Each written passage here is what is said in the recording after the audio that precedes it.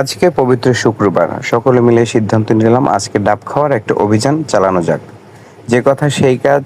আমি, নাসির, সোহাগ ভাইয়া ও জারিফ মিলে নৌকা করে রওনা দিলাম ডাব খাওয়ার উদ্দেশ্যে। আমরা যেখানে ডাব খেতে যাচ্ছি সেখানে হেঁটেও যাওয়া যায়, কিন্তু অনেকদিন নৌকায় চড়া হয় না, তাই চিন্তা করলাম নৌকা করে আজকে যাব ডাব খাওয়ার জন্য। ভিউয়ার্স, ভিডিওতে দেখছেন আমাদের বাড়ির সামনের নদীটা দিয়ে আমরা আস্তে আস্তে চলে যাচ্ছি আমাদের গন্তব্যস্থানে। যেতে যেতে দেখলাম সুন্দর গ্রামীণ পরিবেশের মধ্যে গ্রামের ছেলেপান্ডা নদীতে নেমে গোসল করছিল। আপনি গ্রামগুলোর রাস্তা অথবা নদী দিয়ে যদি চলাচল করেন তাহলে দেখবেন যে গ্রামীণ কত সুন্দর পরিবেশ আপনার চোখে পড়ে। গ্রীষ্মের দাবদাহে যেখানে সারা দেশের মানুষ গরমে অতিষ্ঠ উদ্বিগ্ন, আপনি যদি গ্রামীণ পরিবেশে কিছুক্ষণ থাকেন তাহলে বুঝবেন যে গ্রাম কত শান্তি ও সুখময় জায়গা। হ্যালো গাইজ, আসসালামু আলাইকুম। আশা করি সকলে ভালো আছেন। আমরা আজকে এসেছি আমার বড় চাচার বড় ছেলে জাকির হোসেন কিছুদিন আগে না বলতে 4-5 বছর আগে একটা দুর্ঘটনায় মারা গিয়েছিল। উনি থাকার জন্য এই বাড়িটা করেছিল, কিন্তু দুর্ভাগ্যবশত উনি মারা যাওয়ার পরে আর এখানে কেউ আসেনি। এখন এটা পরিত্যক্ত অবস্থায় আছে, এখানে কেউ আসেও না।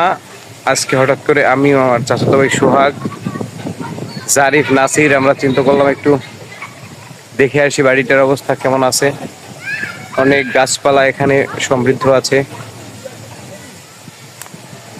গাছপালা একদম ফলমূল বোঝাই, কেউ খায় না, কেউ আসে না, এটা একদম পরিত্যক্ত অবস্থায় আছে। তাই আজকে আমরা চিন্তা করলাম একটু যাই, গিয়ে দেখে আসি এখানে কি কি আছে।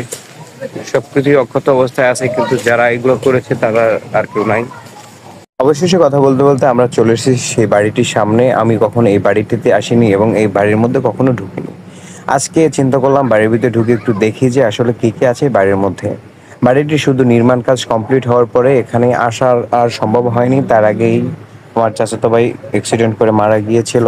ঘরটি শুধু নির্মাণ কাজ কমপ্লিট হয়েছিল। ঘরটি থেকে বেরিয়ে আমরা দেখতে পাচ্ছিলাম ঘরের চারপাশে বিভিন্ন বন জঙ্গল এবং গাছপালায় জরাজীর্ণ হয়ে আছে। এদিকে আমাদের জারিফ গাছে উঠে গেছে কাঁঠাল পেকেছে কিনা সেটা দেখার জন্য। এই বাড়িটির চারপাশে অনেক রকমের ফল ফলাদের গাছ সমৃদ্ধ ছিল এবং অনেক গাছে ফল ধরেছিল, সেগুলো আমরা ঘুরে ঘুরে দেখছিলাম। পরে আমরা ঘরটির পাশ দিয়ে হেঁটে হেঁটে পিছনের দিকে যাচ্ছি কি আছে সেটা দেখার জন্য।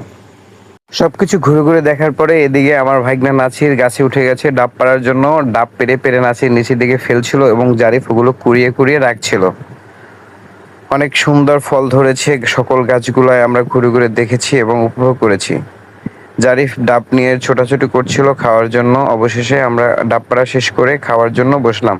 নাছির ডাব কেটে কেটে দিচ্ছিল এবং জারিফ, আমি এবং সোহাগ ভাই আমরা মিলে খাচ্ছিলাম। এবার আমার পালা, আমি এবার বসে একটি ডাব খেয়েছি, অনেক মিষ্টি ছিল ডাবের পানি এবং ডাবের শ্বাস।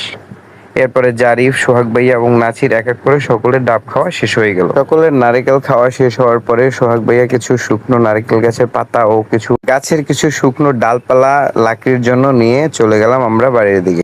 গরমের মধ্যে সাধ্য হলে অনেক ডাব খাবেন, যা স্বাস্থ্যের জন্য খুবই উপকারী।